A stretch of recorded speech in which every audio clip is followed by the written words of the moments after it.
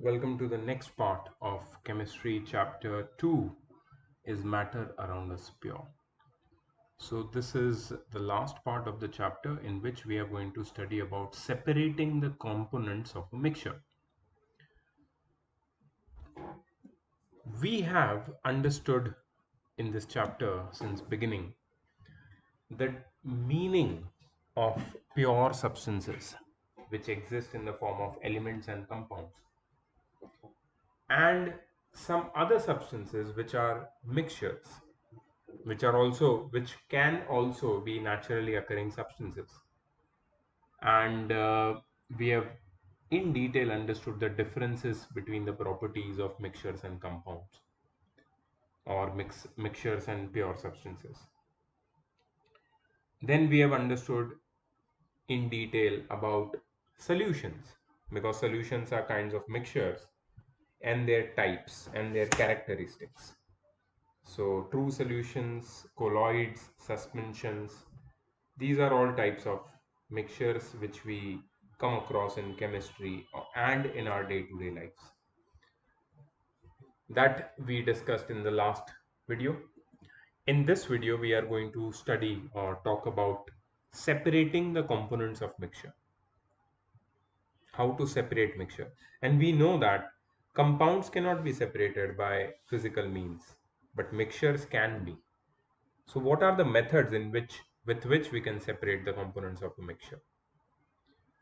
So we have understood that most of the naturally occurring substances are not chemically pure. So we use some of these as such in our daily life. In many materials, we have to separate the useful components from unwanted components before we can use them. And different methods are used to get individual components from the mixture. The separation of components of a mixture is necessary to get pure and useful components. So separation of components is a very useful method.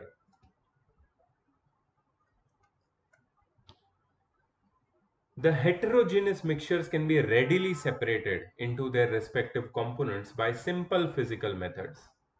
Heterogeneous mixtures can be readily separated into their respective components by simple physical methods such as hand picking, sieving, sedimentation, decantation, filtration, etc., which we use in our day-to-day lives. Sometimes special techniques are to be used for separation of components of mixtures.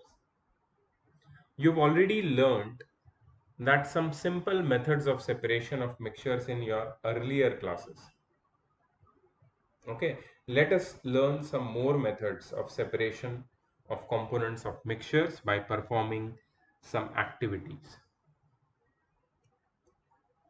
Number one, how to obtain colored component or dye from blue or black ink. The colored component or dye can be obtained from blue or black ink by the process of evaporation, which is the simplest process. Let's do one activity. So in this activity, we have to separate the components of a mixture by evaporation. So you have to take a beaker, a watch glass. Watch glass is this kind of a saucer which can rest on the mouth of the beaker, a burner and some blue ink. Fill the beaker with water, half the beaker. Place the watch glass on the mouth of the beaker. So what will happen is, if you on the burner, the heat of the burner heats the water in the beaker.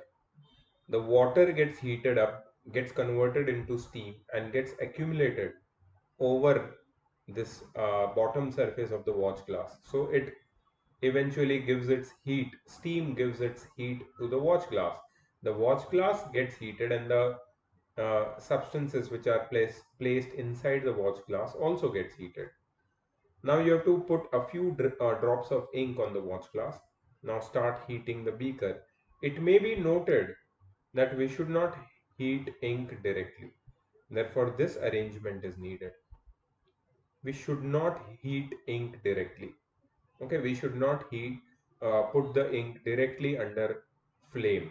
That's why we heat it over hot water. Now you will observe that evaporation is taking place from the watch glass.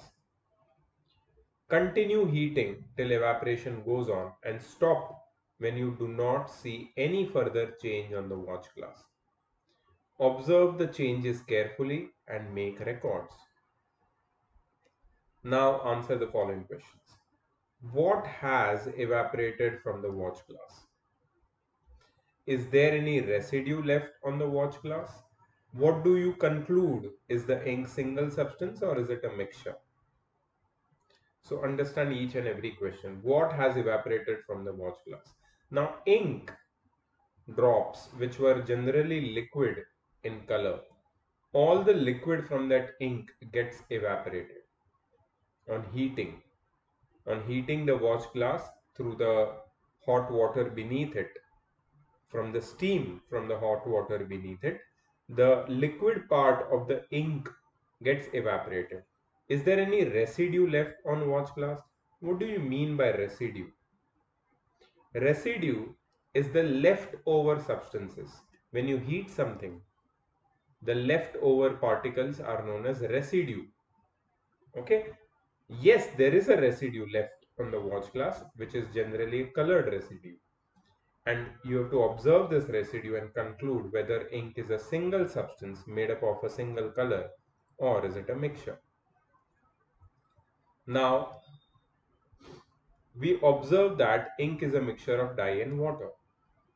The dye remains on the watch glass whereas water evaporates.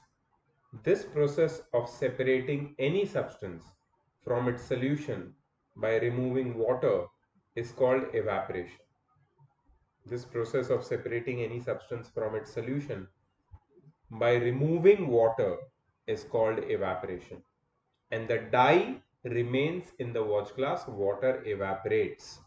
Okay, so we have separated first the ink, uh, the dye from ink by evaporating the water.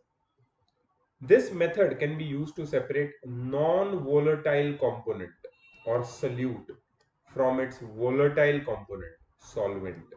Now, can you guess which is the volatile component, which is the solvent? Solvent is generally water. In case of ink, solvent is generally water. What is non-volatile component or solute? It is the dye. The colored substance which is put in ink, the colored solid substance, it is non-volatile component. And this process is used on a large scale to obtain common salt from seawater or lake water containing common salt. You know salt pans? Let me show you a picture of salt pans.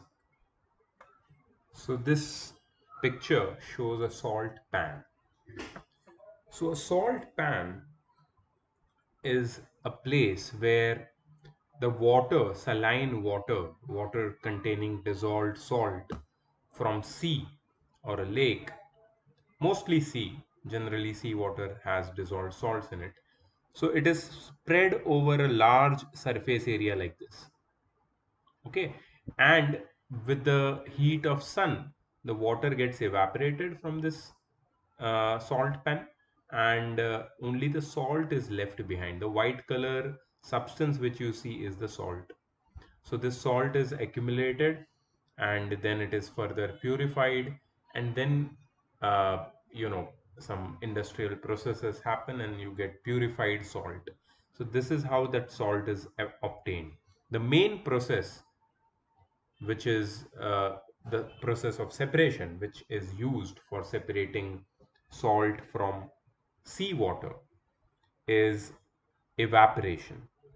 Since a large surface area helps the evaporation to be quick, the evaporation takes place and the salt gets left behind as residue. Water gets evaporated The solvent, that is, you can say, volatile component, which is water, gets evaporated, and non-volatile component, that is salt, left behind. Now, again, coming back to the word volatile, because that might give you some issues. Volatile is a substance which can evaporate easily. Okay, non-volatile substances do not evaporate easily. Okay, seawater is collected in open shallow beds at high tide, and the shallow beds are also called lagoons. In the hot sun, water evaporates and salt is left behind. The salt is then collected in heaps and packed, as I showed you in the picture. The next process of separation talks about the separation of cream from milk. Cream from milk can be obtained by the process of centrifugation. So the first process of separation was studied by us was which was evaporation. The next process of separation is centrifugation. Nowadays we get different varieties of milk, such as full cream milk, toned milk, double toned milk, etc., packed in polypacks or tetra packs. These varieties of milk contain different amount of milk fat. We generally require cream for different purposes. So this can be obtained from milk. The method can be learned by following the activity.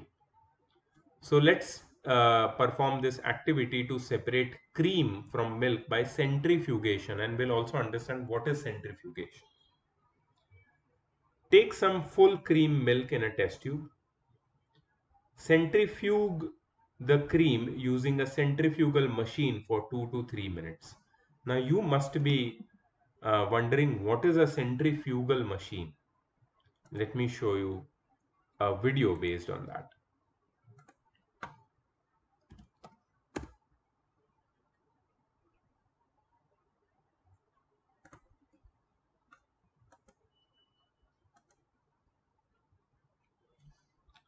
Centrifuge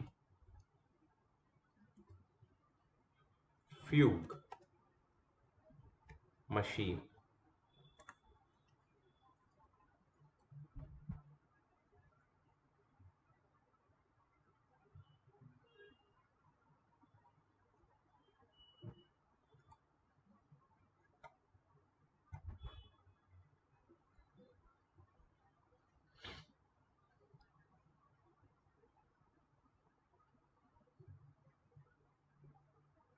There are many videos.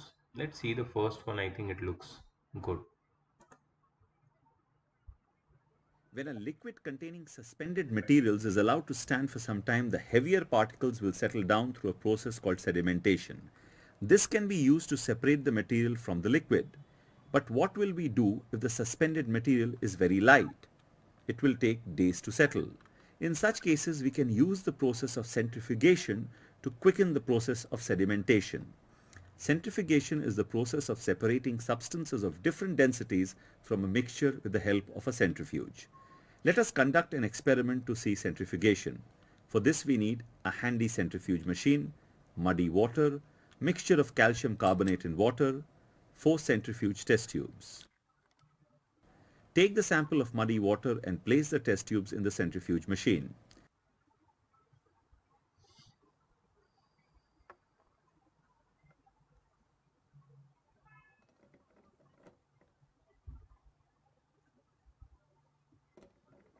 Now take the calcium hydroxide mixture in the test tubes and also place them in the centrifuge machine.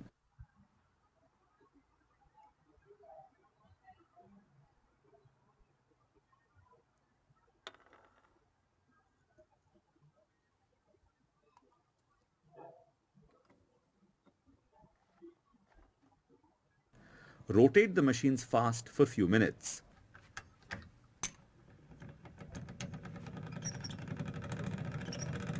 So what is happening over here is the machine is being rotated, and if you see the test tubes, they go round and round. Okay, they start rotating at a very high speed. Now due to this very high speed, there is a force which is created in the material which are kept in the test tube, which is known as centrifugal force. Now you will study about centrifugal force in higher classes, but right now you should know about them as a fact that these forces will push all the heavy particles towards the bottom of the test tube. So all the heavy particles will be pushed towards the bottom of the test tube and they will get settled over there. And all the light materials, light particles will be above the heavy particles. Let's see what happens.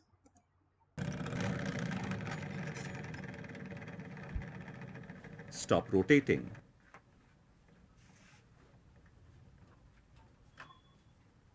Remove the test tubes and observe. We see mud particles and white precipitate have settled in each of the test tubes. Do you see that?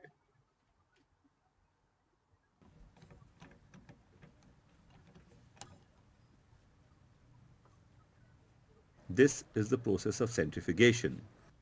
Yeah, so basically that is centrifugation, whose video we saw. So we can use this same method of centrifugation to separate cream from milk.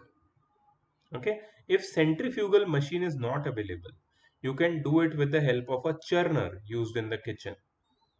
For this, you can take the milk in a jug and churn it with a churner for 4 to 5 minutes.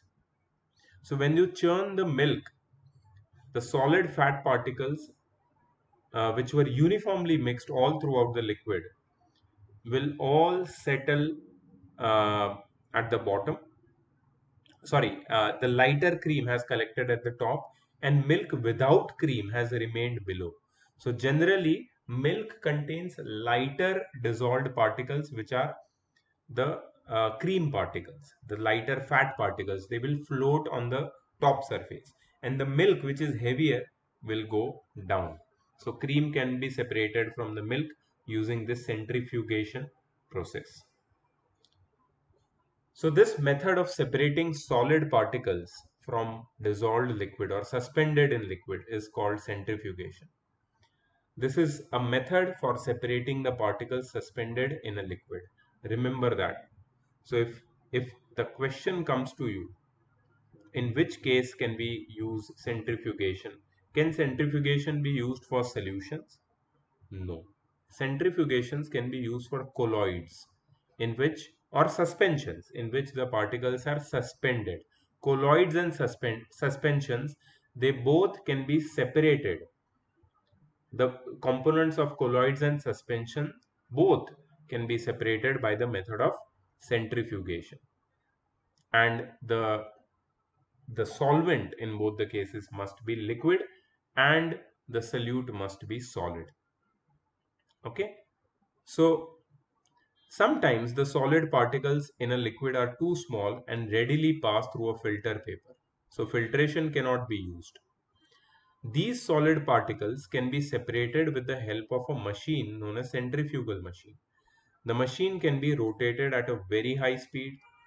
The principle of this process is that denser particles are forced to the bottom and the lighter particles stay at the top when spun rapidly. So, in the suspension particles suspended in the liquid, the heavier particles settle down at the bottom of the test tubes. This method of separation finds its importance when the test tubes are rotated at a very high speed.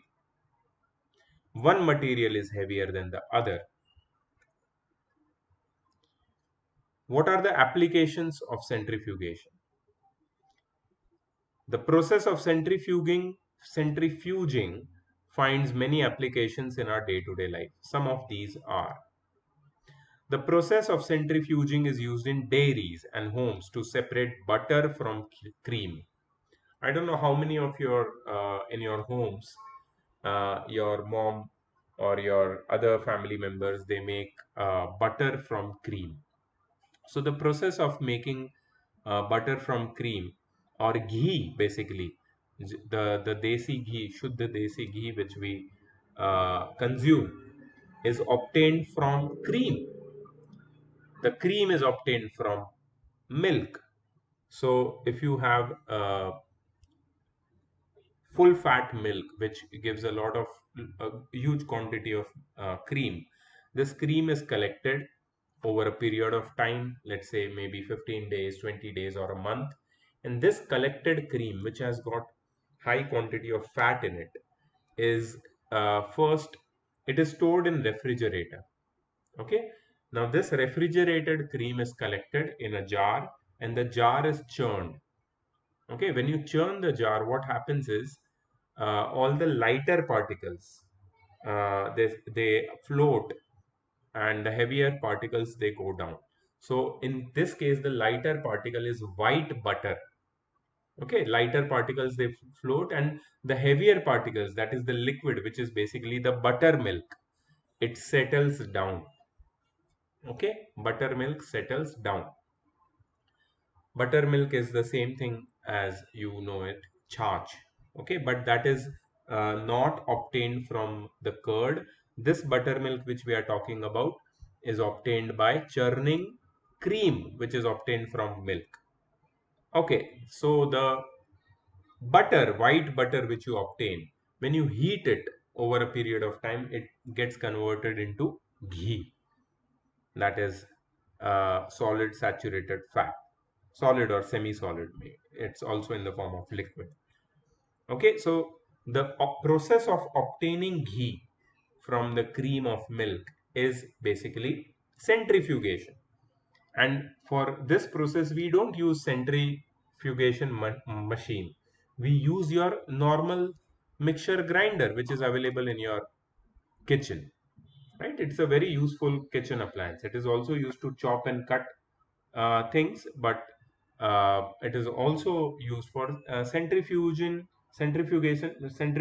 process, and for converting cream into butter and ghee eventually. So process of centrifugation is also used in washing machines. It is also used in washing machines to squeeze out water from wet clothes. You might have observed in if you have a fully automatic washing machine, the final cycle of that washing machine is known as spin, basically. So in spinning, when the washing machine is spinning at a very high speed after the clothes have been washed thoroughly, it it spins at such a high speed that all the clothes, they stick to the walls of the that tub, which is rotating at a very high speed, and that tub has holes in it, and through these holes, the water, which is flung out of these clothes, it drips out, so the clothes become almost dry. They don't have any, they are not dripping, basically. So if you don't have washing machine, and if you wash clothes, you need to rinse the clothes out of water. Okay, once you do the rinsing process, all the water drips out. But in washing machine, it is just spinned.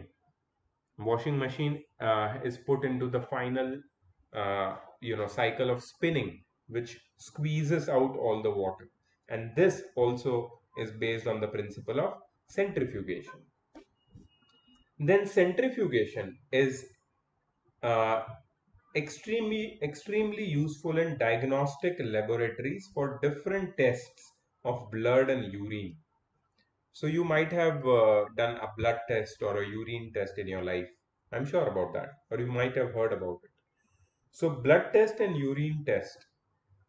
First, they collect your blood sample in a test tube, and then that blood sample is put into a centrifuge.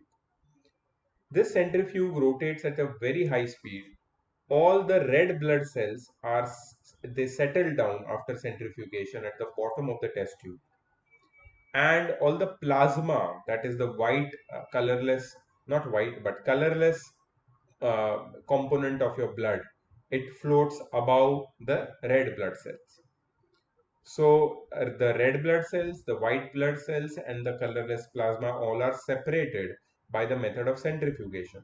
And the same is done with urine, where centrifugation separates out the heavy and lighter particles, and then it is very easy to test the blood and what does blood contain, which gives us an idea about what anomaly or you can say diseases a body might have.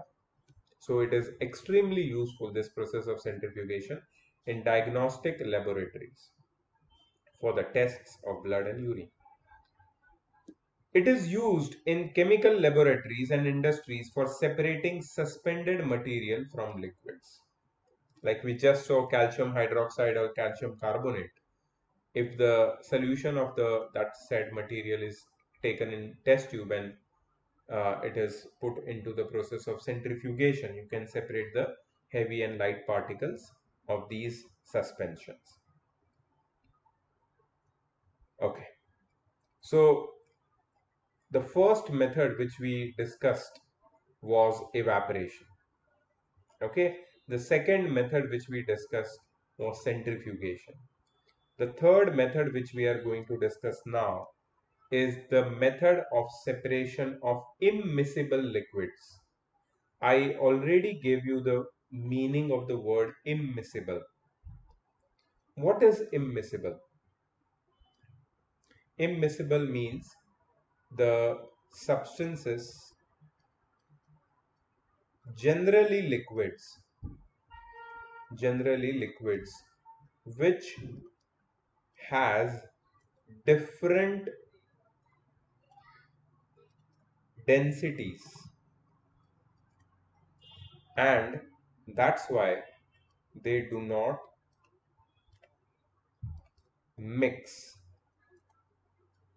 with each other. They do not mix with each other. The substances or liquids which have different densities, which do not mix with each other, are known as immiscible liquids. These immiscible liquids can be separated by a separating funnel. Okay, these immiscible liquids are separated by a separating funnel. This is a separating funnel. Let's understand one the function or the working of separating funnel using a activity. So in this activity, we have to take a mixture of mustard oil or kerosene oil in water. Now you will observe if you try to mix mustard oil or kerosene oil with water, you will find that they never mix with each other. The oil floats on water because oil has got less density than water. So it always floats on water. It never mixes with water. You have to take this mixture and allow it to stand undisturbed for some time till the separate layers of oil and water are formed, like one which you see in the diagram. The apparatus which you see over here is known as separating funnel, which has a narrow mouth which is closed with the help of a cork, a broad body or a curved body, and a narrow opening at its bottom, which is stopped with a stopcock. This is known as a stopcock.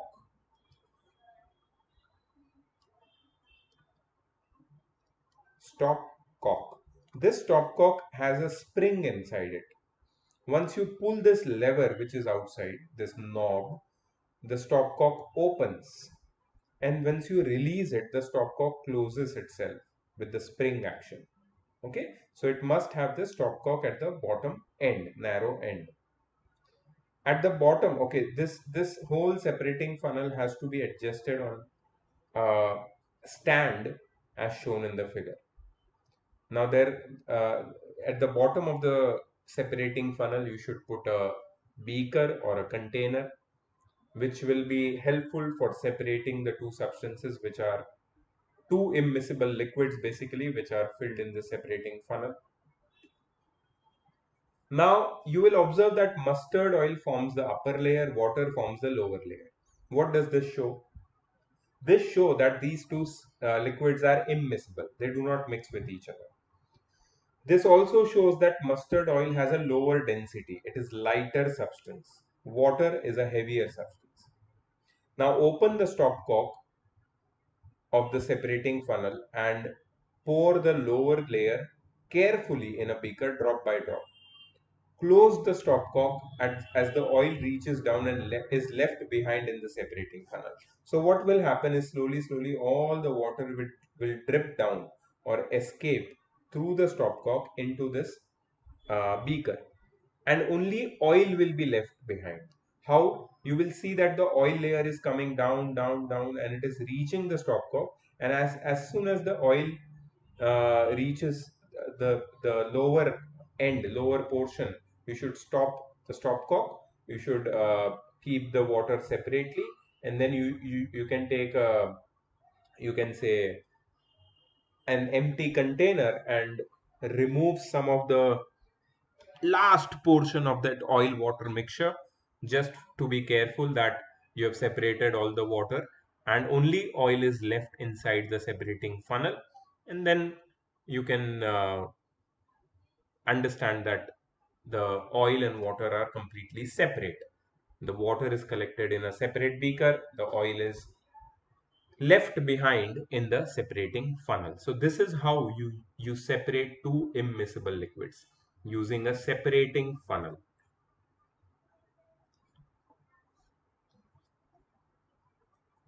Okay, so what are the applications of this method? This method is used for separating oil and water mixture. It is used to separate some organic compounds present in aqueous solutions. It is used for the extraction of iron during its metallurgy. The lighter slag, see this extraction of iron from using metallurgy is to be studied in detail next year in class 10th in the chapter of chemistry, metals and non-metal, in which the lighter slag is the, you can say, impurity. Okay, it is removed from the top by this method to leave the molten iron, which is pure molten iron, at the bottom of the furnace. Okay, so lighter slag floats on the heavy molten iron, and it is removed by the method of separating funnel, by the process of separating funnel, and that is one application of this process. The fourth process which we are going to talk about is the process of uh, separation of two solids by sublimation. The process of sublimation, which is used for separating two solids. Now, one of the solid is non-sublime or non-sublimable, and another solid is sublimable. We have studied about sublimable and non-sublimable substances in chapter 1. Correct? So ammonium chloride is sublimable. On heating, it directly gets converted into gaseous state. Common salt is non-sublimable. More sublimable substances are ammonium chloride, camphor, naphthalene, anthracene, benzoic acid, etc. These are all sublimable solids. So a mixture which contains sublimable volatile component and a non-sublimable impurity, the process of sublimation is used. So how to use sublimation?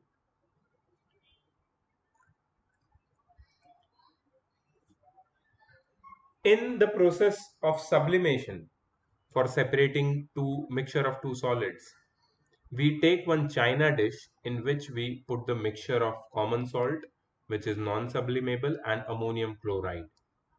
Then we heat this china dish by keeping an inverted funnel over it. This inverted glass funnel is closed, the narrow end of that funnel is closed with a cotton plug so that no ammonium chloride vapors escape out. So when you heat this china dish, all the ammonium chloride which is present gets converted into gaseous form and sticks to the walls of the container. So the walls of the container, as you can see over here, they are made up of, they contain or they the ammonium chloride in the solid form gets deposited on these walls. Okay, that is the right word. The vapors of ammonium chloride get condensed on these cold walls of inverted funnel and they get deposited over there. What about salt? Since salt is non-sublimable, it does not get evaporated. Okay, so salt is left behind. Yeah, salt on strong heating can get molten, can become can get converted into molten state. But on light heating, it stays as it is, and ammonium chloride is deposited on the walls of the funnel, inverted funnel. And that's how the contents of this mixture of sublimable and non-sublimable solids are separated. So sublimable process can be used for separating those substances which sublime on heating. Next is the separation of a mixture containing two miscible liquids. Okay, before that I had skipped one part. Let's read this. A mixture of more than two immiscible liquids. A mixture of more than two immiscible liquids. Uh, See, we saw one of a mixture which contained two miscible liquids. But what if you have more than two immiscible liquids? We saw a mixture of two immiscible liquids, that is water and oil. But mixture of more than two immiscible liquids can also be separated with the help of a separating funnel. For example, when a mixture of water, benzene and mercury, mercury is put in a separating funnel, it separates into three layers. Mercury is the heaviest out of them, so it settles down. The bottom layer is of mercury. Water forms the middle layer, and benzene, being the lightest, least density, forms the top layer. On opening the stop cock, sorry. Some in the previous, you know, I saw that in the previous section they wrote stop cork. It is not stop cork. It is stop cock, as I rightly said. Okay, so on opening the stopcock, the mercury at the bottom will come out first, followed by water and then benzene. So separating funnel is useful that way. But what if we have miscible liquids? Now we cannot use separating funnel. So the fifth process of separation, the advanced process of separation, is distillation. Okay, a mixture of miscible liquids can be separated by the process of distillation. Two miscible liquids can be separated by the process of distillation. See, generally, if you ask me, the uses of distillation, it can be used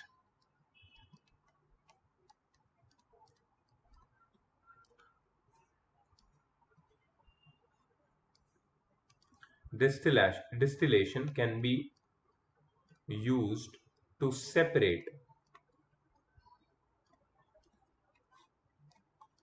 two miscible liquids having different boiling points, and it can be used to separate and obtain the liquid component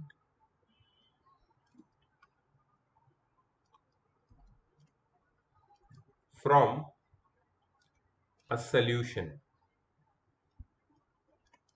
If you want to obtain the solvent or the liquid component from a solution, you can use distillation.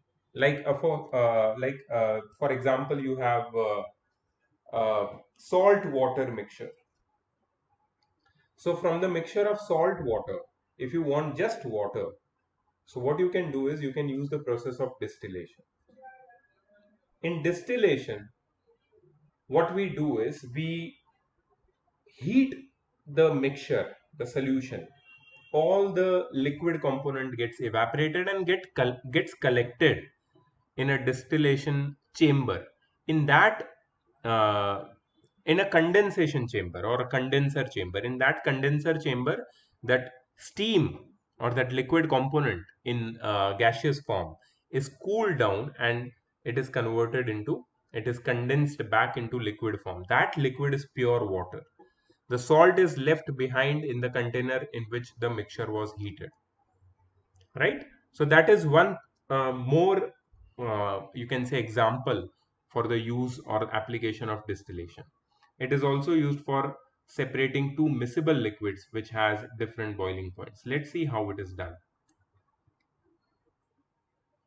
So in the process of distillation, let's first have a read, and you take notes, and then we'll see the diagram and understand. Okay, and if required, we'll see a video also. In this process, the liquid is heated to its boiling point so that it is converted into vapors. First, the liquid is heated and converted into vapors. On cooling the vapors, I told you that there is a condensation chamber in which the vapors are cooled. Pure liquid is obtained and collected separately. The apparatus used for this process is shown in the figure. I'll just show you. It consists of a flask known as distillation flask having a side tube connected to a condenser. Let's see the figure. Okay, so here there is this distillation flask. It has this side tube connected to a condenser, okay, through which the vapors enter the condenser.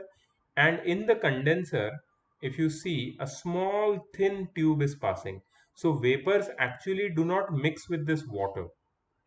Okay, vapors, they enter this condenser uh, through this thin tube which is kept at the middle of the condenser. So the vapors actually do not come in physical contact with the water. Acha, what is this water used for? The water is put in from this inlet at the bottom, and it goes around this tube, and it comes out through this upper part. Now this water, which is, you can say, a normal tap water, it is it has no use in in mixing with the constituents of this mixture. It is just there for cooling the vapors, for condensing the vapors. As soon as this cool, or you can say room temperature, tap water comes in contact externally, comes in contact with this tube, the vapors inside the tube, they condense immediately due to the low temperature around it, and they condense, get converted into water droplets, and they collected in this receiver. So this is the whole setup. Water is heated here. See, I'll just walk you through what is happening over here. So water is heated in this round bottom flask, which is known as distillation flask. Now, if you observe, this distillation flask is not directly kept over the flame, but it is kept in a water bath. What is a water bath? Water bath is you can say a open flask kind of a thing in which there is water, and this water is heated directly under the flame. In this heated water, hot water, this round bottom flask is kept. Inside the round bottom flask, there is a mixture of acetone and water. Now, as the mixture starts heating, the vapors of whichever substance has got lesser boiling point comes out, and those vapors enter this tube, goes into this small thin tube which is kept inside a condenser.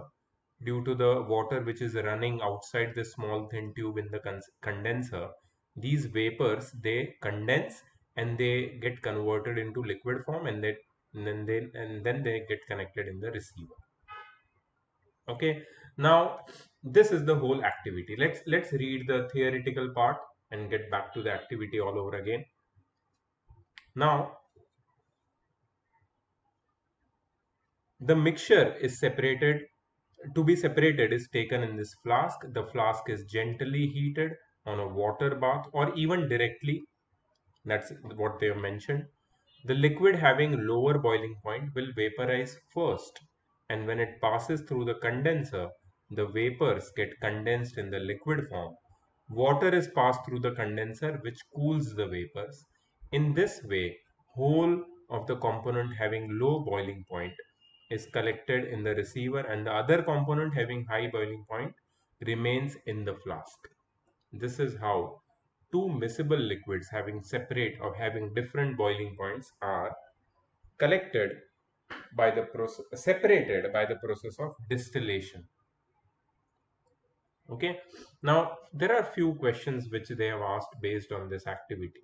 Number one, what do you observe as you start heating the solution? As you start heating the solution, you observe some vapors which arise from the heated liquid. So as we start heating the solution, vapors start coming out of it. At what temperature the thermometer reading became constant for some time?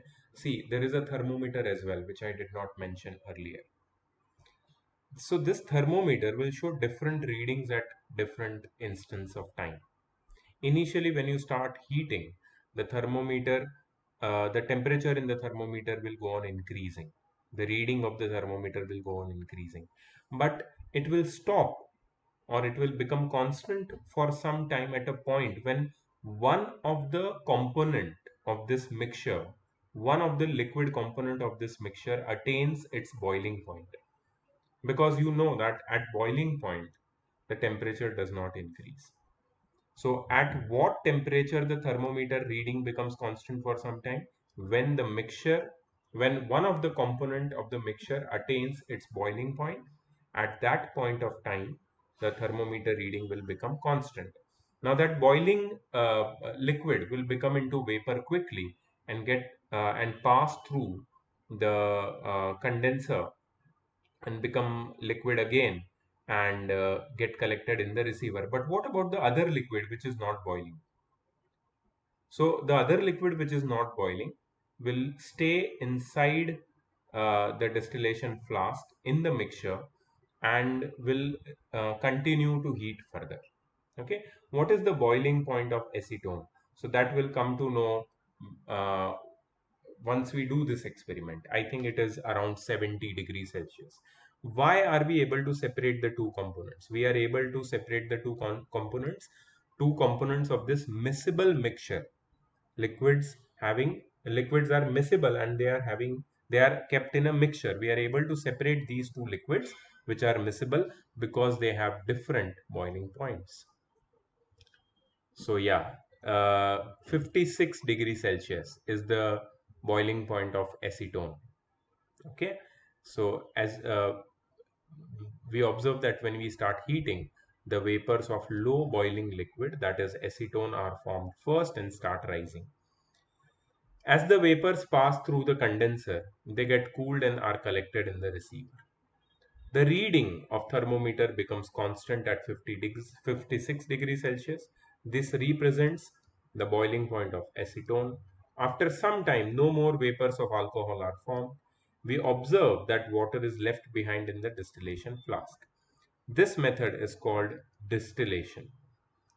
It is used for separation of the liquids whose boiling points are sufficiently different. What is the boiling point of acetone here? 56 degrees Celsius. What is the boiling point of water? 100 degrees Celsius. There is a sufficient gap between them. So we can use this method of distillation for separating the mixture of acetone and water. At 56 degrees Celsius, when the thermometer shows 56 degrees Celsius, the acetone starts boiling and getting converted into vapors rapidly. But the water will continue to heat. It will not start boiling yet. So the component which comes out through this condenser in the liquid form will be only acetone at 56 degrees Celsius. But at 57 degrees Celsius, 58, 59, 60, 70 degrees Celsius, even though if some vapors come out of here and become liquid, they will be water vapor, because after 56 degrees Celsius, there is no question of any acetone being left inside. It will be completely boiled off.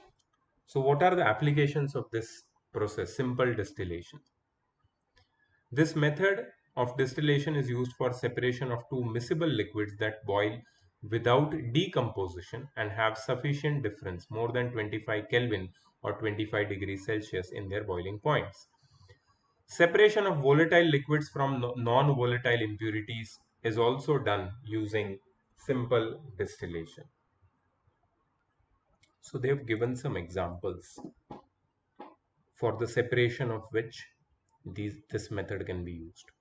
This method can be used for the separation of ether and toluene. Ether and toluene has boiling point of 308 and 384 Kelvin respectively. So there is a sufficient difference between their boiling points. Benzene and aniline, hexane and toluene. These examples which you see of liquids are mostly organic compounds. They are organic compounds. You will study about organic compounds in class 10th. So the difference should be more than 25 Kelvin in the boiling points of the constituents of a mixture. Then simple distillation method can be used. But the next distillation method which we are going to discuss is little bit more complicated. That is fractional distillation. What if the difference in boiling points of two miscible liquids is less than 25 degrees Celsius? If the difference in boiling point of two miscible liquids of a mixture is less than 25 degrees Celsius, then the process of simple distillation cannot be used. This is because the vapors of both the liquids will be formed simultaneously together because they have close boiling points. And the distillate is this liquid which is separated, will also contain both of the liquids. So then there is no point of separation. To solve this problem, the distillation is carried out by using fractionating columns. Do you see this extra piece of apparatus which is attached or which is fitted above the round bottom flask? This is a glass column which has a narrow, you can say, bottom, and the upper end of this glass column is fitted with a cork which has a hole in it. In that hole, a delivery tube is connected, apparatus which is known as a delivery tube. So the mouth of the delivery tube opens into a condenser, and through this condenser the vapors condense and they are collected in a receiver.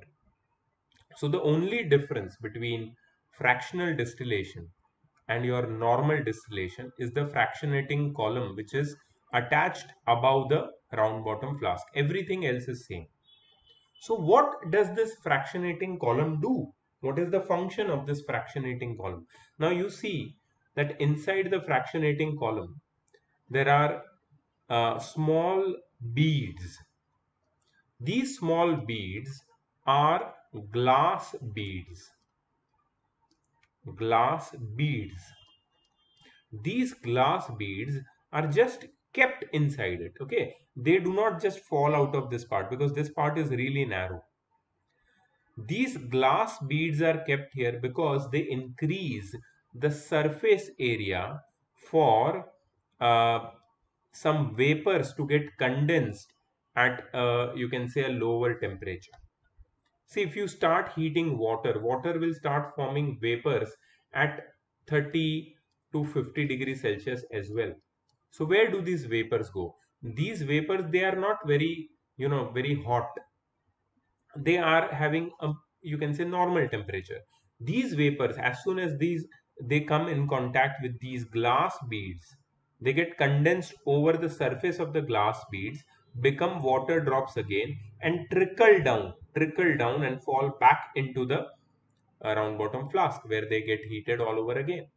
And this process of vaporizing one of the component of the mixture at a lower temperature and condensing over the glass beads and trickling and falling back into the you can say round bottom flask repeats again and again and again till the boiling point of one of the component of the mixture is reached. So we have to take one example and understand, and let's see if I can show you the video as well. Okay. The method used is called fractional distillation. In this method, some obstructions are provided to the passage of vapors. The fractionating column is tube packed with glass beads. These beads provide surface for vapors to cool and condense, as I told you. The fractional distillation method can be used to separate acetone, whose boiling point is 56 degrees Celsius, and methyl alcohol, whose boiling point is 65 degrees Celsius. What is the difference? Difference in their boiling points is just 9 degrees Celsius. So it's possible in the mixture of acetone and ethyl alcohol, when you heat it, both the vapors of acetone and methyl alcohol, they start forming simultaneously, and both of the vapors, they pass through this fractionating column.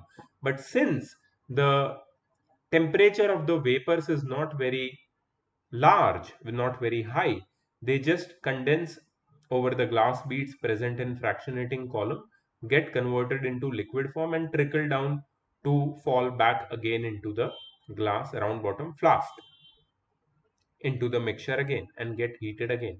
Now what happens is, the temperature of the mixture is continuously increasing because we are continuously heating it from beneath, right? So as 56 degree Celsius temperature is reached of this temperature, which can be recorded directly from this thermometer, what happens is, at 56 degrees Celsius, one of the component, that is acetone, will get converted into vapor for good, permanently. Yeah, as long as the temperature remains 56 degrees Celsius, acetone will be in liquid form, and acetone vapors will not now fall down, will not get condensed, no matter what happens, because acetone vapors have now reached their maximum possible temperature in liquid form. So they will be in their vapor form, and the temperature is maintained at 56 degrees Celsius by this continuous heating. So they will go up, they will not get condensed over here, because this area has now also come in contact with the 56 degrees Celsius hot acetone vapors, and the temperature of this area will also become 56. The temperature of thermometer will also show 56 degrees Celsius. So the vapors of acetone will have now no space, no scope of getting condensed over here in fractionating column and trickling down in the form of liquid and falling back again into the water bath. It will not happen. It will now travel into the condenser and become liquid and fall into the receiver. But what about alcohol? Alcohol, methyl alcohol, since it has a boiling point of 65 degrees Celsius, what will happen to it? It will not get vaporized so easily until the mixture reaches a temperature of 65 degrees Celsius. The mixture is at temperature of 56 degrees Celsius. So the alcohol vapors will get condensed over these glass beads, get converted into liquid form, and fall down, trickle back down into the glass round bottom flask. Acetone, on the other hand, will not fall down. Acetone will go and get collected over here. Now you will see that the temperature of the thermometer will rise from 56 degrees Celsius to 57, 58, 59. Understand that when the temperature at on this thermometer crosses 56 degrees Celsius, that means all the acetone present here in the round bottom flask has been evaporated, has been you know driven out of the mixture of acetone and alcohol. Now it has been converted into vapors, and it has been condensed and collected as acetone, pure acetone liquid component in this receiver. So what is left behind now at 58, 59, 60 degrees Celsius? What is left inside? Only methyl alcohol, which will keep on generating its vapors up to 65 degrees Celsius, and those vapors will keep on condensing on these glass beads and trickling down into the round bottom flask. But at 65 degrees Celsius, as soon as the temperature of the mixture attains the temperature of 65 degrees Celsius, methyl alcohol will start boiling. Its boiling point has been reached now. So methyl alcohol will be in its vapor form for good. It will not trickle down by becoming liquid again, because the temperature on the thermometer will be 65 degrees Celsius constant for some time. And all the methyl alcohol present in the round bottom flask, only methyl alcohol, will also get evaporated and condensed and received in a fresh new container. So in the first container we received the first component acetone. In the second similar container we received pure methyl alcohol, I'm sorry. So that's how you use fractional distillation. Let me check if we can see a video of this.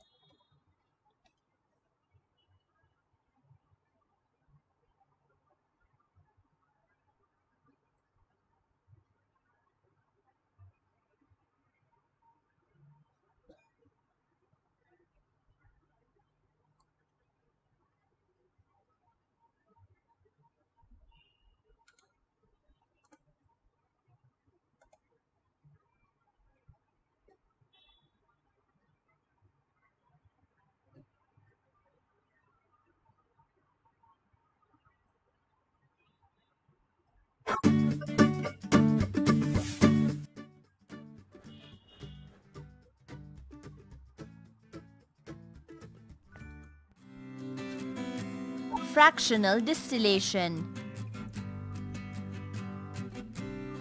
Fractional distillation is used for the separation of a mixture of two or more miscible liquids for which the difference in boiling points is less than 25 Kelvin. The apparatus for fractional distillation is similar to that of simple distillation, except that a fractionating column is fitted in between the distilling head and the RB flasks. Materials required: mixture of ethanol and water. So they have taken a mixture of ethanol and water. The boiling point of water is 100 degrees Celsius and boiling point of ethanol is around 78 degrees Celsius. So the difference between the boiling points of ethanol and water is around 22 degrees Celsius. So they cannot be separated by simple distillation method. That's why we are using this fractional distillation method. 250 ml and 100 ml RB flasks. Stand with lamp. Fractionating column. Distilling head. Porcelain chips. Thermometer adapter. So they are taking porcelain chips. I had suggested glass beads as shown in the textbook. Both are filled in the fractionating column for the same purpose, for increasing the surface area for vapors to get condensed on it, you can say efficiently. Water condenser, vacuum adapter, and heating mantle. Procedure: take a mixture of ethanol and water and pour it into a 250 ml RB flask. Take some porcelain chips and put it into the mixture. Now, connect a fractionating column to the RB flask and... Okay, they are putting the porcelain chips into the mixture, and I'm not sure what is the reason for that. Let's see. Clamp it. Connect a distilling head to the fractionating column and a thermometer adapter containing thermometer to the distilling head. Connect a water condenser to the outlet of the distilling head and clamp it. Now, connect a vacuum adapter to the water condenser and a 100 ml RB flask to the vacuum adapter. Clamp the RB flask and place it in a Vacuum adapter is just, you can say, a delivery pipe, delivery tube. Beaker containing water.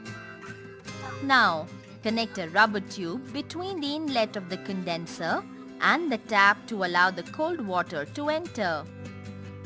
Connect another rubber tube to the outlet of the condenser to pour the hot water from the condenser to the sink. Now remember this, cold water coming from the sink, coming from the tap of the sink, and hot water going out to the sink. They have no physical contact with the vapors of the constituent of the mixtures. Okay, they are just there to cool or condense the vapors. They do not come in physical contact with the vapors. Open the tap so that water flows through the tube and fills the condenser and then comes out through the outlet. Set the temperature of the heating mantle and heat the contents of the RB flask. At 78 degrees Celsius, ethanol vaporizes and the vapors rise through the fractionating column and pass through the condenser, and condensation takes place and ethanol gets collected in the receiver flask in the liquid form and water is left behind in the distillation flask. Therefore, the separation of two or more miscible liquids for which the difference in boiling point is less than 25 Kelvin and can be done only by fractional distillation. Okay, so yeah, this was the video of fractional distillation which we understood. So the whole process is clear now. Now, in the same way, like we observed the separation of mixture of two miscible liquids using fractionating or fractional distillation, we can separate the components of air by the same method. But for that, air is gas. We cannot separate the constituents of gas in the gaseous form. So we must convert air from gaseous form to liquid form. And this is done by a method which involves compression by increasing pressure and then cooling by decreasing the temperature.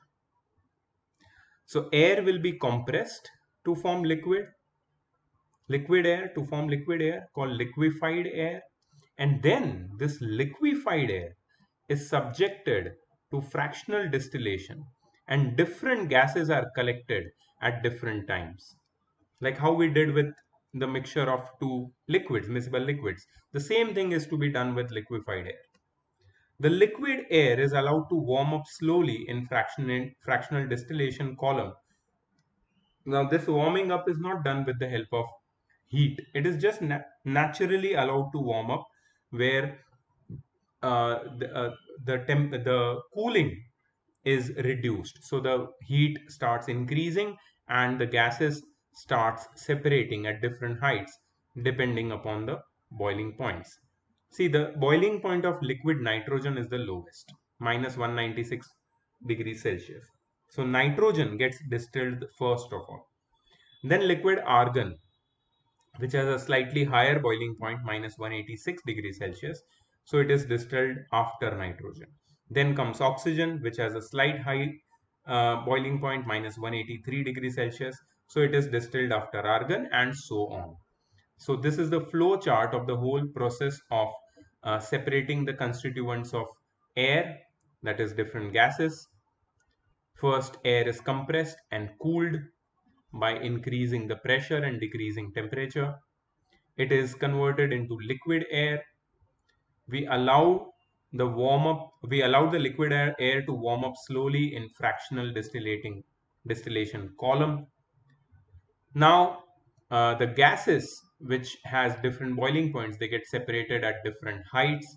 Nitrogen, followed by argon, followed by oxygen, which all of them has different boiling points, so they are separated at different points of time. Okay, so the boiling points of three common gases formed from air are given over here, and the percentage in which they are obtained are also given over here. 78% will be nitrogen, 0.9% will be argon, and approximately 21% of oxygen. So can you arrange the gases in increasing order of their boiling point? Nitrogen, argon, oxygen. Which gas forms the liquid first and when the air is cooled? Of course, nitrogen. Which gas boils up first when the air boils? Boils up first. Oh, wait. Which gas forms liquid first when the air is cooled? I think it is nitrogen because it has the lowest boiling point. Which gas boils up first when the air boils? Since the boiling point of oxygen is lesser than all of them, and we had to arrange the gases in increasing order of their boiling point. Okay, so the highest boiling point is of oxygen. Yes, so nitrogen, argon, oxygen. And which gas boils up first? uh, it is on heating the air, or when air is cooled. Which gas forms the liquid first when air is cooled? When air is cooled, I think, yeah. So answer of this question, this is little tricky question. I did not think about it much before answering. Which gas forms the liquid first? See, when the air is cooled, that is the first thing which we do. When the air is cooled, the first gas to form liquid is oxygen, and then argon, and then nitrogen. And which gas boils up first when air boils? It is nitrogen, and then argon, and then oxygen. And the gases in the increasing order of their boiling point are also nitrogen, argon, oxygen. Correct? From the table, it is clear that oxygen has higher boiling point than argon, which is less than nitrogen. So these gases can be arranged in increasing order of boiling point as nitrogen, argon, oxygen. Correct. When we cool the air, oxygen will be cooled first. Yes, that's what I told you. On heating liquid air, nitrogen will boil up first. That's what I told you over here. Then argon, then oxygen. So this is the diagram which shows the separation of components of air. You must remember this diagram. This is not a very difficult diagram. This is a filter through which air enters, because all the dust particles should be removed first. That's why filtration. Then air is compressed. This is a compressor. Then the hot air is passed into the mixture of freezing cold water, which cools the air. Then this cold compressed air is passed into a separator where carbon dioxide separates out as a dry air. Then this cold compressed air becomes liquid, and it is passed into a fractionating column where the bottom layer is of oxygen, above that argon, and above that nitrogen escapes out, and liquid oxygen is collected separately. Then there is next method to get uh, pure crystals out of a solution of solid and liquid. Okay, so here we have been given example of obtaining pure copper sulfate from an impure sample. So the method is known as crystallization. The method of crystallization is useful for separating uh, a solid component from a mixture of solid and liquid. And if there is an impurity, that will also be taken care of. The solids can be purified by crystallization method. Crystallization is a process which separates a pure solid in the form of its crystals from a solution. To understand this method, let us perform this activity. We have to take 5 gram of impure sample of copper sulfate in a beaker. You have to dissolve this sample in minimum quantity of water. You have to filter the impurities and collect the solution in china dish.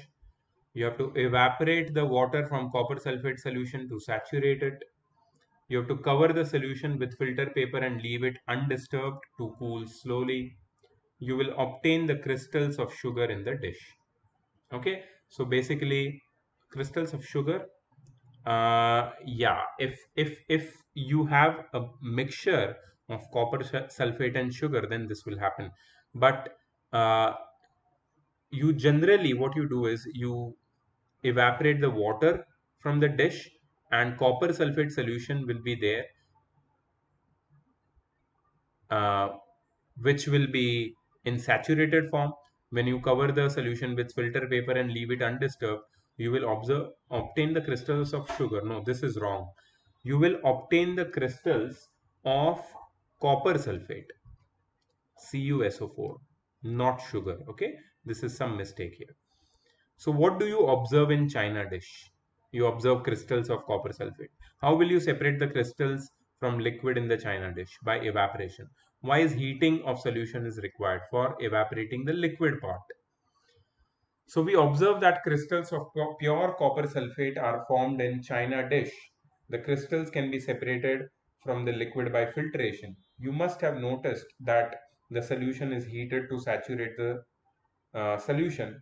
This process is called crystallization. So basically you have a solution of copper sulfate in a dish, and when this solution is heated from beneath, what happens is the amount of liquid present lowers gradually. That means the solution becomes more and more saturated, and slowly when you cool the solution, you start seeing the crystals of the dissolved solid.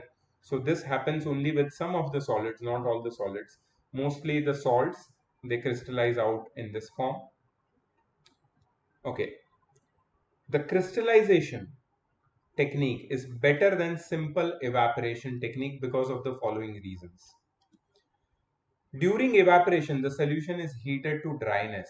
During heating, some solids may decompose, or some solids like sugar maybe get charred. Charred means they get burned. There is no such problem in crystallization. In both evaporation and crystallization, the solution of impure solid is prepared in water or any other solvent. This solution is filtered to remove insoluble or suspended impurities. However, some soluble impurities may remain in the solution even after filtration, no problem. When such a solution is evaporated, the impurities may remain along with the solid, therefore the solid left may not be pure. However, when the solution is allowed to crystallize, only crystals of pure solid will separate out, leaving the impurities in the solution. Therefore, after filtration and drying, we get pure sample of the substance. So this technique has been used for getting pure sugar from impure sample, the purification of salt which we get from seawater, and separation of crystals of alum from impure samples. Okay, so let's see a video of crystallization which will make our concept more clear. Crystallization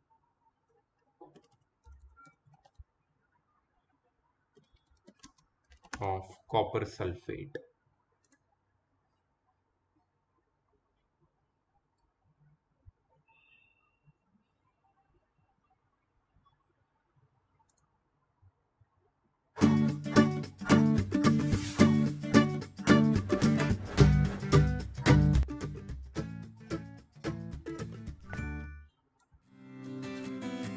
Purification of copper sulfate by crystallization. The chemicals used for various purposes should be completely free from any type of impurities. Crystallization is an important purification process in which solid crystals are formed from a uniform solution. The different steps involved in the crystallization process are preparation of solution of the impure sample, filtration of the solution, concentration of the filtrate, cooling of the concentrated solution, separation and drying of crystals. Our aim is to prepare crystals of pure copper sulfate from an impure sample. Materials required: crude sample of copper sulfate, dilute sulfuric acid, distilled water, ethyl alcohol cold water mixture, 250 ml beakers, china dish, glass rod, spatula, funnel, filter paper, measuring jar, test tube, watch glass, evaporating dish, trough, stand with lamp and sand bath. Procedure: preparation of solution of the impure sample. Take about 30 ml of distilled water in a beaker. To this, add powdered crude sample of copper sulfate using a spatula. Stir the solution gently with the glass rod so that the powder dissolves. Add the powdered sample several times till a little of it remains undissolved in the beaker even if it is stirred for some time. So they are making a saturated solution of copper sulfate. Now add about 3 ml of dilute sulfuric acid to the solution using the measuring jar and gently stir the solution to make it clear. This prevents the hydrolysis of copper sulfate. Okay, what is hydrolysis? You don't have to worry about it now. You will study it in class 10. Filtration of the solution. Place a filter paper in the funnel and clamp the funnel to the stand. Place the china dish under the funnel. The stem of the funnel should touch the wall of the china dish to avoid the solution splashing out. Pour the solution into the funnel over the glass rod and collect the filtrate in the china dish. The insoluble impurities are left on the filter paper. Concentration of the filtrate. Heat the china dish in a sand bath till the solution is So this is a sand bath. We just saw in few of the diagrams water bath. That was heated water and inside that any substance to be heated was placed. This is sand bath. In the sand we place the substance to be heated. reduced to about 1/3 of its original volume. To avoid crust So formation, now what we are doing is we are heating this saturated copper solution so that the amount of liquid present, amount of water, that is solvent present in the saturated solution decreases and this solution becomes thicker. on the side of the dish, stir the solution continuously with a glass rod. To know if the solution has reached its crystallization point, remove a drop of the solution at the end of the glass rod and cool it by blowing. The appearance of a crust or tiny crystals on the glass rod shows that the crystallization point has been reached. Now You see the solution has become so thick that if you cool it, the crystals start forming on the edge of the glass rod readily. That means now if you stop it heating and if you start cooling it, crystals will be formed readily. transfer the hot saturated solution into the evaporating dish. This is an evaporating dish which is used for just leaving the solution as it is. Cooling of the concentrated solution. Place the evaporating dish containing the hot saturated solution in a trough containing water. Cover the dish with the watch glass and allow it to cool slowly for some time. As the solution cools, deep blue crystals of copper sulfate separate and the crystallization will complete after half an hour.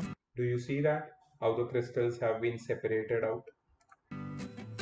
Separation and drying of crystals. Decant the mother liquor carefully into a beaker. Wash the crystals 3 or 4 times with a little ethyl alcohol containing a small amount of cold water.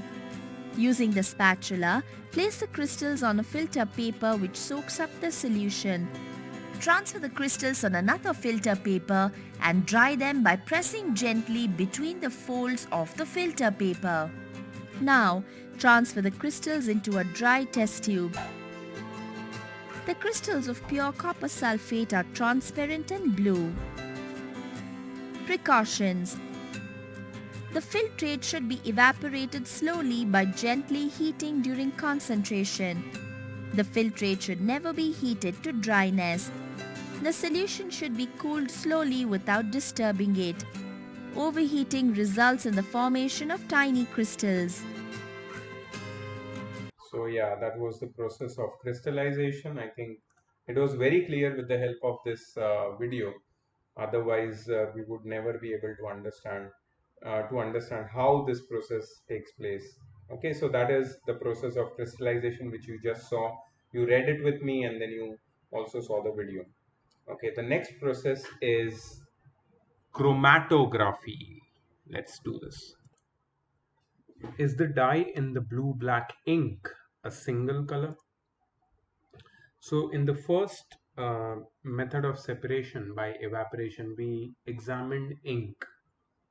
We took sample of ink in a watch glass and heated it with a water bath, and all the liquid component was evaporated, and the solid residue which was left, we got it separated.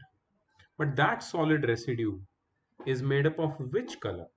Is it made up of only blue color, only black color, or which color? Mixture of which color? We don't know that. So to understand what are the components in the dye, in the ink, we use the process of chromatography. This is a special method to separate small amounts of dissolved solids. Chromatography is a special method to separate small amount of dissolved solids. So there is this activity. Take a strip of filter paper, a gas jar, or tall glass or beaker, and water soluble ink. For this, check the solubility of ink in water by taking small amount of ink and adding water to it. Now, you need to draw a line with a pencil approximately 3 centimeter above the lower edge of the filter paper. So if let's say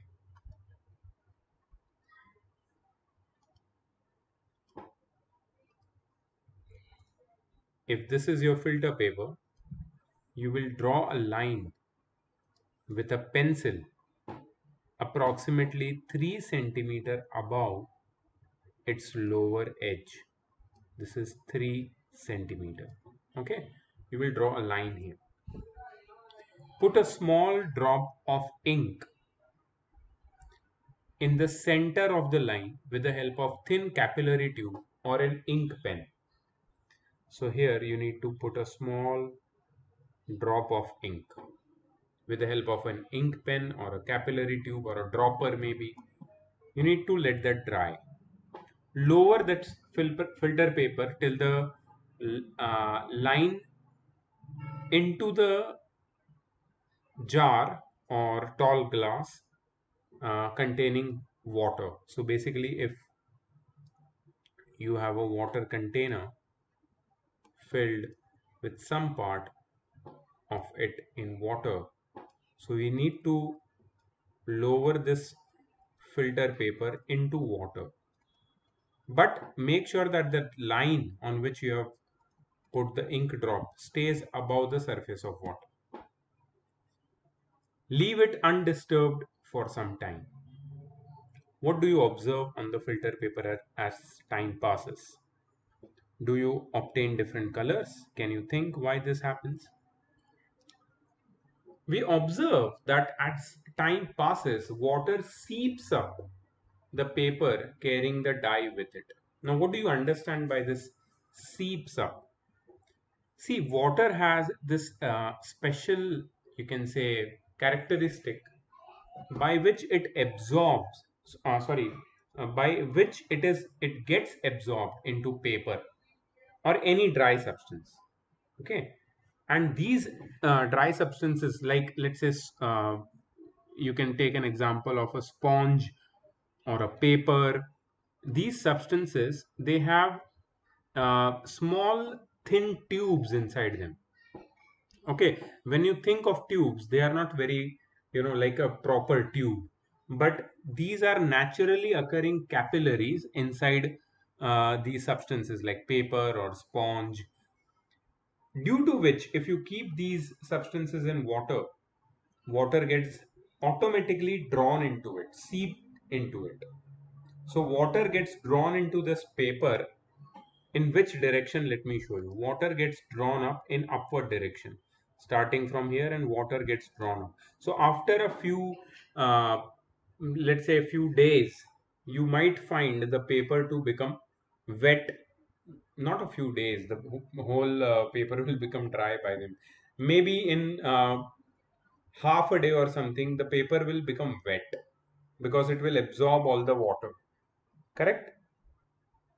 Now, as the water rises into the filter paper, it takes along with it the dye particles. After some time, we get different spots on the filter paper. This shows that dye is not a single color. The ink that we use has water as the solvent, and dye is soluble in it. The dye is usually a mixture of two or more colors. The colored component, which is more soluble in water, rises faster, and in this way different colors get separated. The different components from their spots at different places. This process of separation of components is known as chromatography. Okay, so what you see is different components. If you see its actual picture, which I'm going to show you now, you don't obtain, you know, three or more, three or less, or three or more different spots, but what you obtain is a line, a streak, chromatography of ink.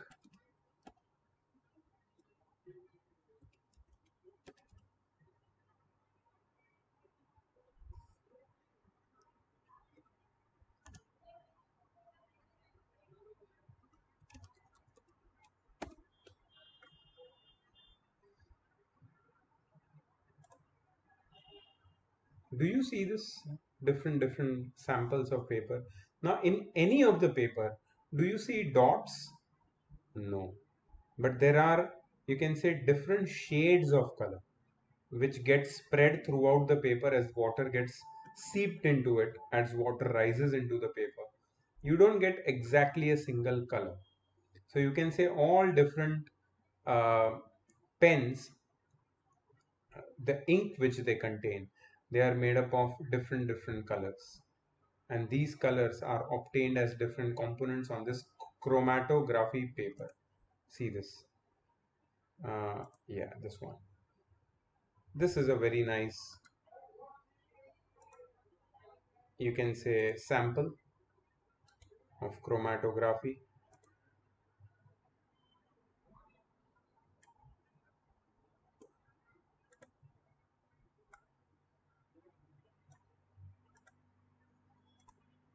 So as you can see, different ink colors, different sketch pen colors on doing chromatography on them, they get separated into different dye, different colors of dyes as water rises up in this chromatography paper. Okay, not like a spot exactly. So this process of separation of components is known as chromatography. The name comes from Greek word chroma, means color, because this technique was first of all used for the separation of colors. Chromatography has been used for separation of those solutes which dissolve in the same solvent. This has also been used to identify unknown substances.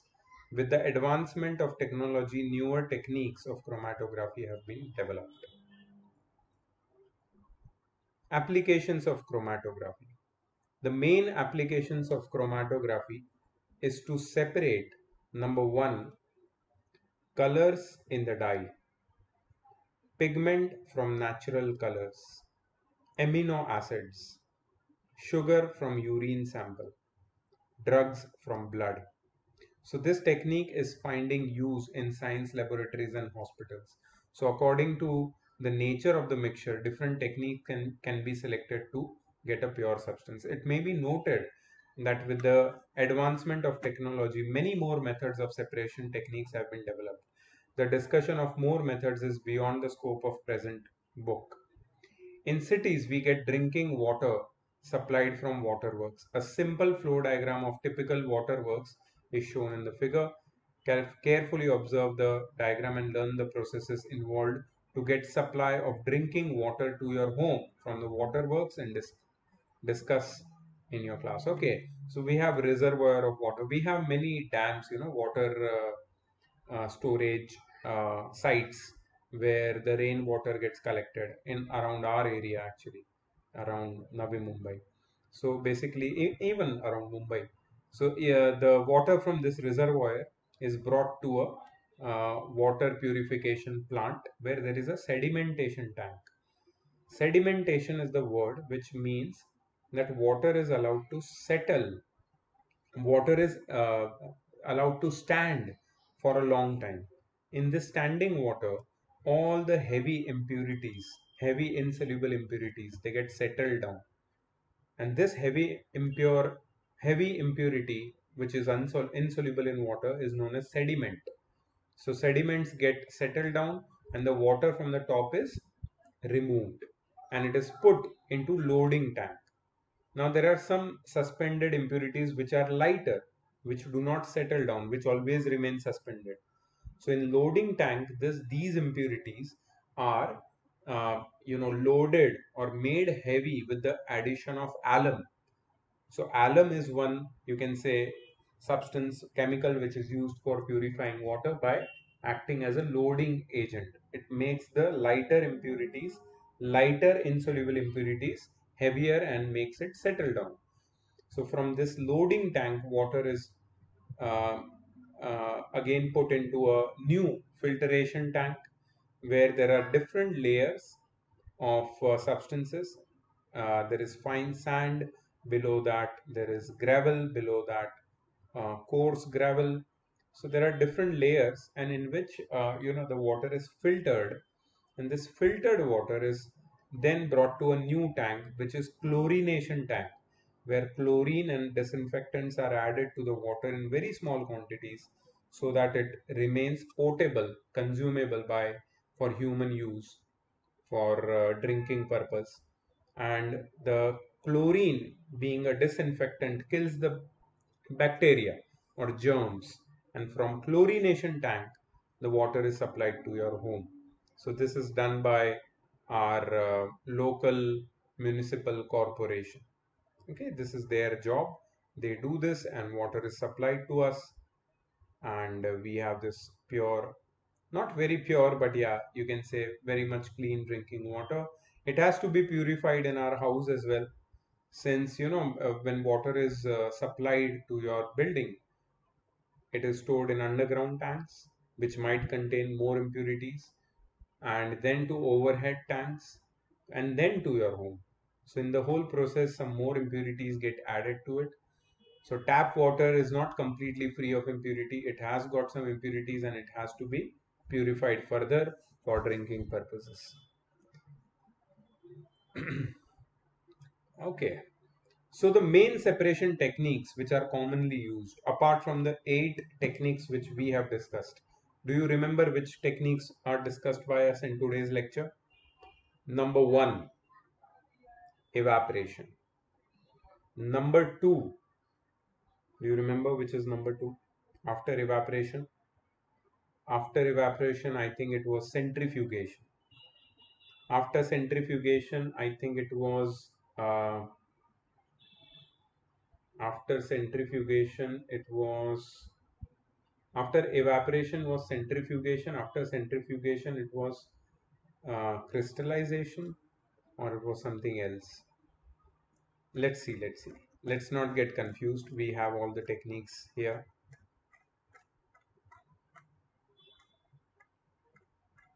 Yes.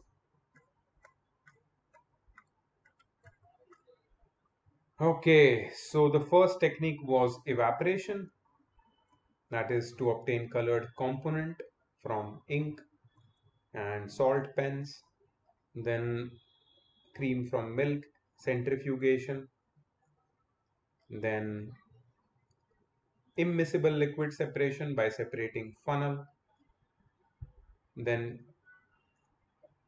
sublimation for separating two solids out of which one is sublimable, then distillation for separating two miscible liquids, mixture containing two miscible liquids having significant difference in boiling point. Then fractional distillation.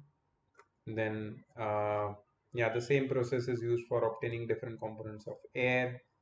Crystallization, and then chromatography, and finally, yeah, that's it. So these are all the techniques are studied by us today. Okay, so separation of two solids can also be done by these methods. Let's take a summary of all the methods which can be used. By using suitable solvent. So suppose you have a mixture of sugar and sand, you want to separate it. Add water to it. Sugar will dissolve, sand will not dissolve. Then you filter the mixture and you get sugar, water, evaporate it, you get sugar separately. Then mixture of sulfur and carbon can be separated by dissolving the whole mixture in carbon disulfide solution, which dissolves sulfur, not carbon. And this undissolved carbon can be taken out or separated by filtration. And then you can separate sulfur from dissolved carbon disulfide by evaporation. Then by sublimation, you can separate two solids out of which one is sublimable. We saw the example also. By magnetic separation can be used for separating two solids out of which one is magnetic material, sulfur and iron. Separation of a solid and liquid, the most common method of separation of solid and liquid is filtration. Use a filter paper, insoluble component will be separated out easily. Centrifugation, we saw how to separate lighter and heavier components of a solid liquid mixture. Evaporation, soluble substances can be separated from a liquid by evaporation. Crystallization, pure crystals of a substance of a salt is obtained by using this method, crystallization. Dissolved solids can be obtained separately by chromatography. Distillation can be used to separate the solid and liquid components separately. For two liquids, you can use distillation, fractional distillation, or you can use the method of gravity separation. That is your the separating funnel. Okay, in the end, we are just left with the last topic, physical and chemical changes. The changes in which the physical properties of the substance change, but no new substances are formed, are called physical changes. Remember, physical changes can be reversible, can be irreversible as well, like cutting of hair, breaking of glass, tearing of paper. In these, all the changes are irreversible, but they are physical changes. Why? Because the only point of criteria to differentiate between a physical and a chemical change is whether new substances are formed or not. If new substances are not formed, then it is a physical change. So in tearing a paper, cutting hair, breaking of glass, no new substances formed. That's why it's a physical change. Generally, physical changes are reversible, but some of them can be irreversible. But never it's possible that in physical changes, new substances will be formed. If you heat water, it will get converted into vapor, but it's a physical change because it's a temporary change. Generally, physical changes are temporary. Yeah, but breaking of glass, cutting of hair, tearing of paper is not even temporary. It's permanent. So the only difference, the huge difference, only criteria for differentiating between physical and chemical change is whether new substances are formed or not. Okay, so there are some examples. You can pause your video here and take a note of these examples. Very simple examples which we have studied in previous classes. That's why I'm not reading it out for you. Okay, after you've noted it, let's go to the chemical changes. The changes in which new substances are formed are called chemical changes. That's the main, biggest criteria with which you can differentiate between a change, physical and a chemical. New substances formed means chemical change. Generally, chemical changes are permanent changes, but there are some chemical reactions which are reversible. Okay, when iron is exposed to oxygen, it rusts. So rusting is due to the formation of new substances called iron oxide. That's why rusting is a physical change and it's not reversible. Once iron is rusted, it remains rusted. It is permanent.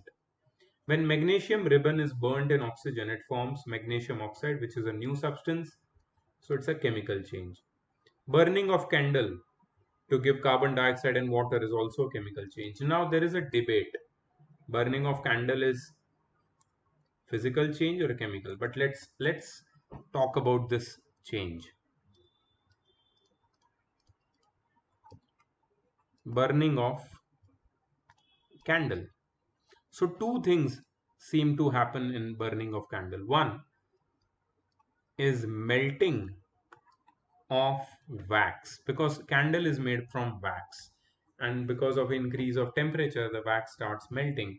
The melting of wax is a physical change,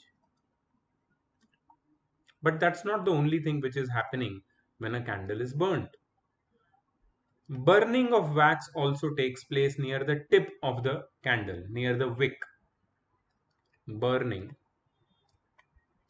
of wax, and burning of wax results in formation of new substances. See how. So candle is an organic compound. It's a carbon compound, CXHY. So its chemical formula is written as CXHY because it's a hydrocarbon. Candle is a hydrocarbon. Candle is a hydrocarbon. So this wax from the candle, it burns.